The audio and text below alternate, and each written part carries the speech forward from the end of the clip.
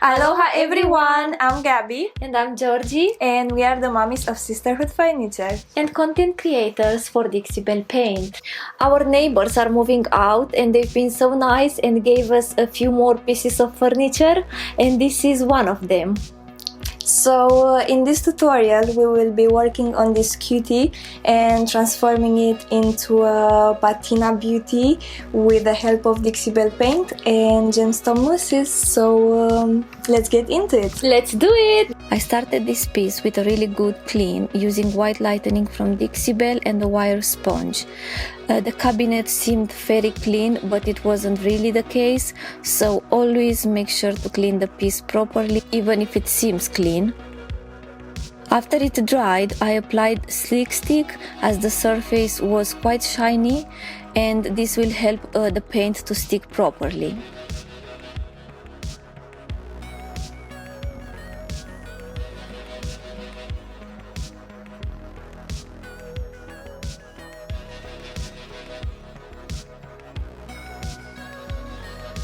We let it dry and then we took out our beloved 3-frog green, a bold and a rebel one, and we started to apply in a different directions.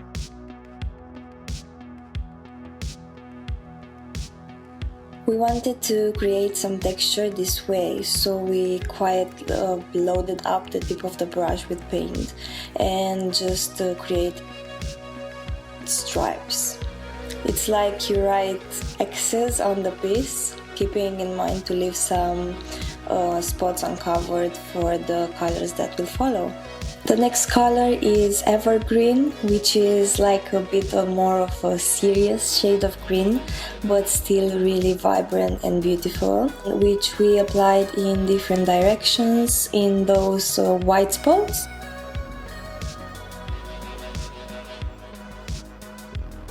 The next color is Mint Julep, which is a light soft green like an adorable baby green.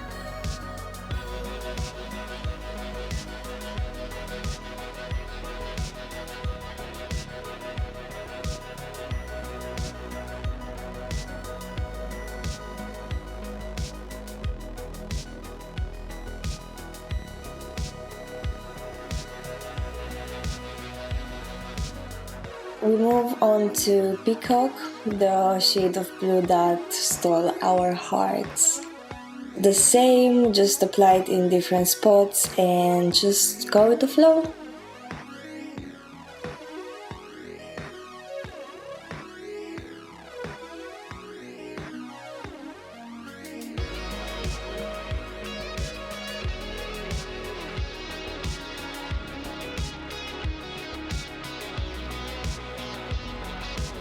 The last color added is Pure Ocean, and it's the first time we are using it. It's such a delicious and fresh color, which we applied randomly just where we felt like there is no rule. Now some more matteness. We took the brush we used for the Pure Ocean and we just start doing X's on the whole piece to kind of blend those colors a little bit. You could also use a putty knife to create this kind of texture and overlap colors the same. I personally find it really satisfying working with one, but we just have one and it's super tiny, so we just prefer to use brushes to create this texture.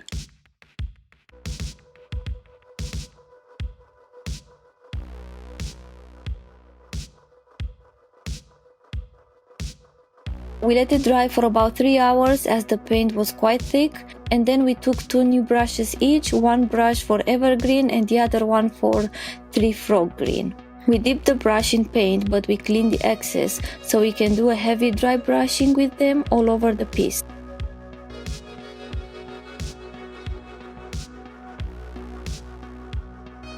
We started with 3-frog green and the same as we did before, doing X's on the piece with a really light hand. This is going to cover the multitude of greens and blues shades while letting them to peek through, looking really interesting and weathered.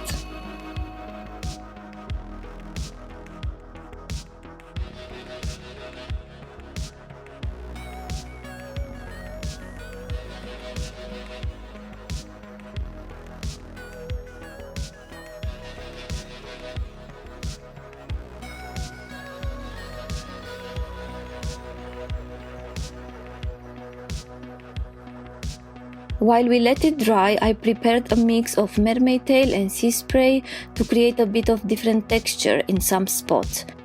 1 spoon of mermaid tail and then sea spray, adding little by little until we got a quite heavy texture. We applied texture mostly on the corners and under the handlers, so at the end when we will sand it, the amazing mermaid tail will be revealed.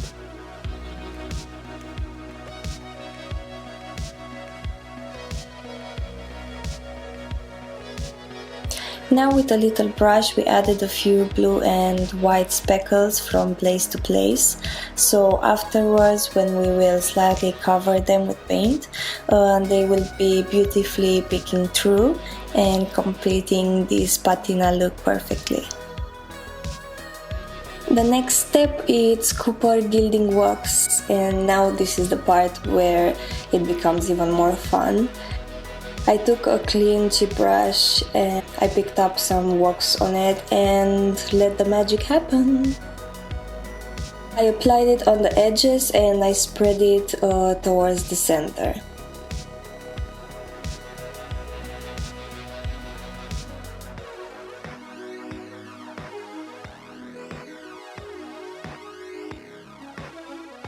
I did this on every edge of this piece, corners, and I insisted with the wax on the corners, as afterwards we will sand it over. Just wait and see in a bit. I adore the combination between green and Cooper wax, it's divine.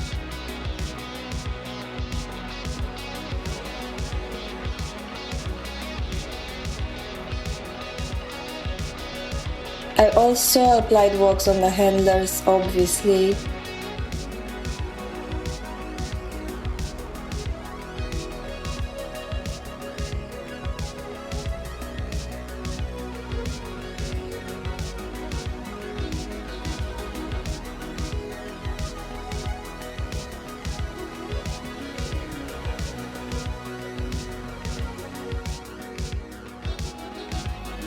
After I finished dry brushing with Cooper wax, I realized that it's just a bit too much and it's actually quite unesthetic. So I did again a very light-handed dry brushing with Tree Frog Green just to slightly fade away the wax. Added a bit more of the pure ocean on the corners to intensify it, and it's just gorgeous.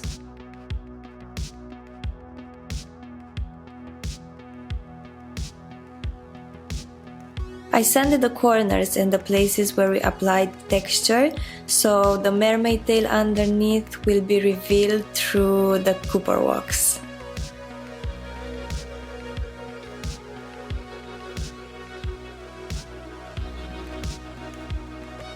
On the door inside, we applied a rice decoupage paper.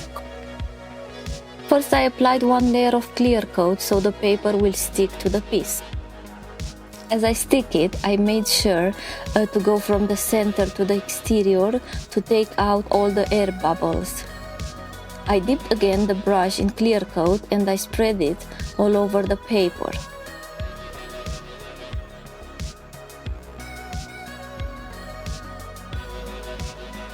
I did a bit of dry brushing with Tree Frog Green on the edges and around the hinges just to integrate the decoupage paper better.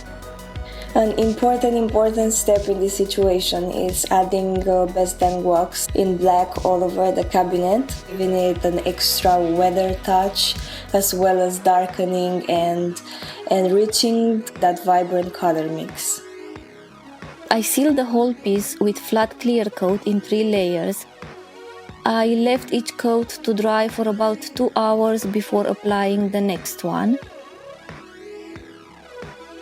And this is the final result. Thank you so much for watching. Don't forget to subscribe to our channel if you are interested in painting tutorials, and see you next time!